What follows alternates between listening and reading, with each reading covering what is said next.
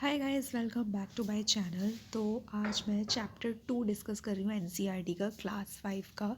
तो इससे पहले मैंने चैप्टर फर्स्ट डिस्कस किया था। और इसमें क्या होता है मतलब कि हमें पूरी स्टोरी आप लोगों को पढ़ने की ज़रूरत नहीं, सिर्फ इंपॉर्टेंट पॉइंट्स इस तरह से मैंने हाईलाइट कर रखे हैं, सिर्फ उन पे हमें फोकस करना है। स्टोरी में तो इतना कुछ खास नहीं है, बट ये जो पॉइंट्स हैं ये बहुत इंपॉर्टेंट है। तो चलिए वीडियो को हम स्टार्ट करते हैं।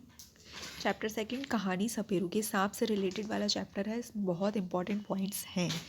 तो सबसे पहला इंपॉर्टेंट पॉइंट्स ये है, और आज ना मैंने पहले से अंडरलाइन करके रखा है क्योंकि उस टाइम पे शायद थोड़ा सा इस इधर उधर हो गया था। आज नहीं होगा ऐसा टाइम वेस्ट। तो चलिए, फर्स्ट है, मैं सांपों को अपनी बीन की धुन पर नचा सकता हूँ। यह कला मैंने अपने लोगों से सीखी है। हमारे लोगों को कालबेलिया कहते हैं। मतलब जो सांप को नचा सकते हैं उन लोगों को क्या कहते हैं? उन लोगों को कहते हैं कालबेलिया। मतलब जहाँ कहीं पे भी ऐसे रिलेशन आए सांप के, लोगों को क्या कहते हैं? तो कालबेलिया। मेरे दादाजी यानी कि रोशन नाथ जी हमारी जाति में बहुत मशहूर थे। वे बहुत आसानी से खतरनाक और जहरीले सांपों को पकड़ लेते थे। ये जो है रोशन नाथ जी, ये खतरनाक और जहरीले सांपों को पकड़ लेते थे। कौन पकड़ लेते थे? रोशन नाथ जी। अब हमसे एग्जाम में हमें ऐसे माइंड में चलेगा कि ये क्या चैप्टर में से पूछ लिया, तो हाँ ये इंपॉर्टेंट है कि पहले कौन पकड़ लेता था। तो रोशन नाथ जी। ऐसे ध्यान रखना, नाथ मतलब नाग, ऐसे करके आप ध्यान रख सकते हैं। एक इम्पॉर्टेंट पॉइंट यहाँ पे ये ग्रीन कलर से है, ये दिख नहीं रहा? हाँ अब दिख रहा है। नाग गुम्फन, ये जो आपको इस तरह से ये दिख रही है, इसी को आई थिंक कहते हैं। ऐसे डिज़ाइन रंगोली, कढ़ाई और दीवारों को सजाने के लिए सौराष्ट्र, गुजरात और दक्षिण भारत में प्रयोग किए जाते हैं। ये जो ग्रीन से है मैंने इसलिए लिख रहा है क्योंकि जो मेरे नोट्स बने हुए हैं उसमें ये वाला पॉइंट नहीं लिखा था, बाकी तो लिखे हुए थे, तो इसलिए मैंने इसे ग्रीन से किया और ये इंपॉर्टेंट भी है। नेक्स्ट, इसमें ऐसा कुछ नहीं है खास। यहाँ है नेक्स्ट, जहाँ किसी को सांप ने काटा हो। कई बार मुझे ऐसे घरों में बुलाया जाता है जहाँ किसी को सांप ने काटा हो। तब मैं सांप के डंक के निशान से यह जानने की कोशिश करता कि किस सांप ने काटा है। मतलब सांप के डंक से हमें ये पता चल जाता है, मेन बात ये है, सांप के डंक से हमें ये पता चल जाता है कि किस सांप ने काटा है, मतलब किस तरह का डंक है, जहरीला है, कैसा है, तो वो हमें उसके डंक से पता चलता है। किससे? डंक से।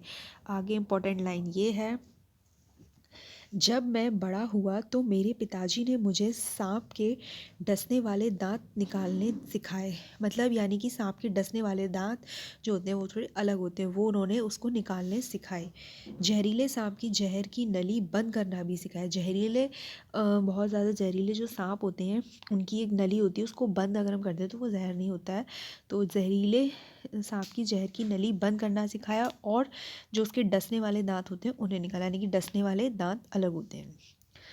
आगे और ये है, सांप को मारने की बात तो दूर, ये तो हमारी पूंजी है। मतलब वो जो लड़का है वो बताता है अपनी स्टोरी कि हमारे यहाँ तो सांप को मारा नहीं जाता है, बल्कि ये तो हमारी क्या है? पूंजी है, जो हम अपनी आने वाली पीढ़ी को सौंपते हैं। मतलब एक जनरेशन से दूसरे जनरेशन को देते हैं।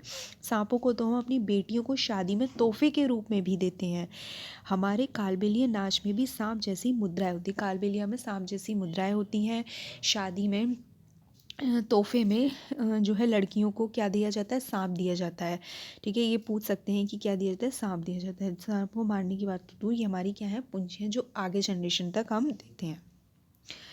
इम्पॉर्टेंट बात एक ये है, बीन पार्टी के बाजे में क्या क्या होता है? बीन, तुम्बा, खंजरी, ढोल।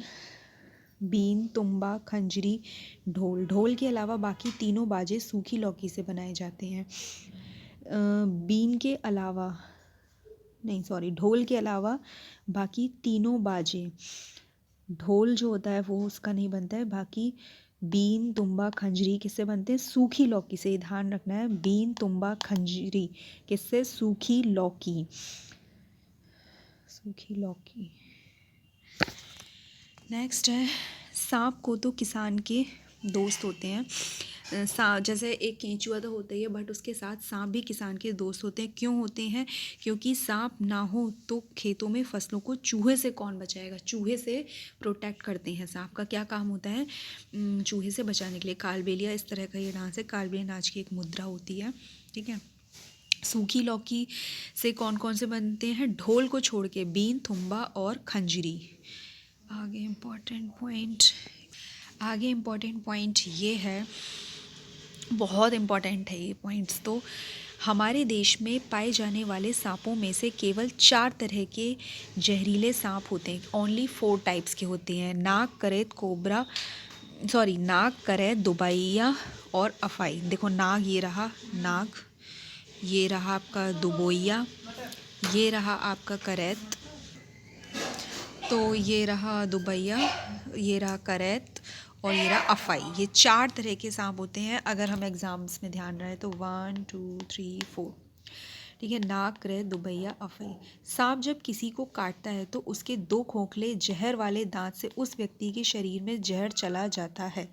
किससे? 2 खोखले दांत होते हैं उसके। How many teeth? 2 तो होते हैं, लेकिन कैसे होते हैं? वो खोखले होते हैं। इस जहर से बचने का एक ही उपाय है। जिस व्यक्ति को सांप ने काटा है उसे तुरंत जहर के असर को ख़त्म करने वाली दवाई यानी कि सीरम दी जाए। और वो सीरम किससे बनती है? सांप के जहर से ही बनती है। जैसे कि लिखा भी है, यह सीरम सांप के जहर से ही बनाया जाता है और सभी सरकारी स्वास्थ्य केंद्रों में मिलता है। सीरम किससे बनता है? सांप के जहर से मिलता है। 4 तरह के होते हैं, 1 2 3 4। कौन कौन से? नाग, दुबैया और करैत और अफाई। और ये देखो आप लोग, मैंने ना शॉर्ट फॉर्म थोड़ा सा टाइप करने की कोशिश की है।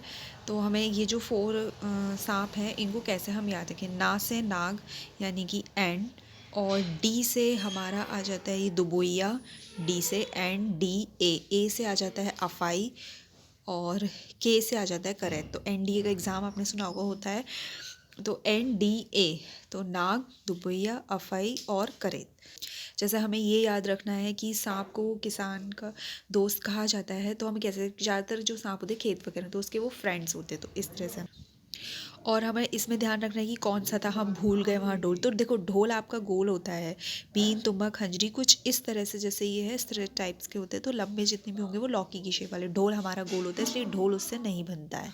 जैसे तोहफे, फन किसका होता है? सांप का होता है, तो वो हम गिफ्ट करते हैं तो सांप को, ठीक है। कहते हैं ना कि सांप के डंग से पता चलता है कि वो 2 ऐसे करके निशान से छोड़ जाता है, तो डंग हो गया। वैसे तो याद ही रहेगा, बट कालबेलिया, काले रंग के सांप ज़्यादा तो कालबेलिया। नाथ से, नाक से ध्यान रख लेना। और ये तो ऐसे डिज़ाइंस हैं। ये नाम बहुत इंपॉर्टेंट है, सौराष्ट्र, गुजरात और दक्षिण भारत में ये हमें डिज़ाइन देखने के लिए मिलता है। चैप्टर 2 है कहानी सपेरू की में इतने इंपॉर्टेंट पॉइंट्स थे, ये मैंने डिस्कस किए। बाकी स्टोरी अगर आप पढ़ना चाहते हैं तो पूरी स्टोरी भी आप पढ़ सकते हैं। इंपॉर्टेंट पॉइंट्स मैंने सारे डिस्कस के लिए, और फर्स्ट चैप्टर भी मैंने वीडियो पे डाल दिया है। और आपको वीडियो अच्छी लगी हो तो प्लीज़ लाइक कर देना, शेयर करना और चैनल को सब्सक्राइब कर दीजिएगा। Thank you for watching. और मैंने इसके नोट्स भी बनाए हैं, अगर आपको नोट्स देखने हैं तो प्लीज़ कमेंट करके ज़रूर बताना। Thank you for watching.